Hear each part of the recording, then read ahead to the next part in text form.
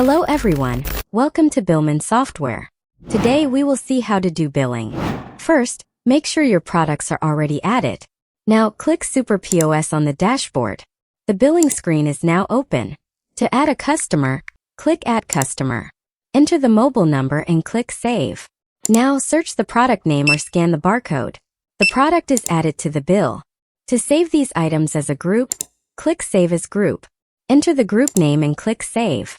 Now click Group to view saved grouped items. Next, select the payment method.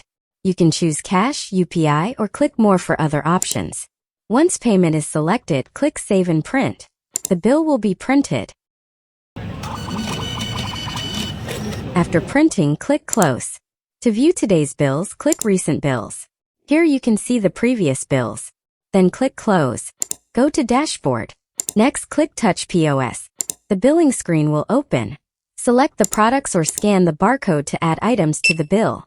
Then choose the payment method. Enter the amount given by the customer. The system will automatically show the return change. Now click Save and Print to print the bill. To view all bill invoices, go to the dashboard and click the Sales menu. That's it. Thanks for watching.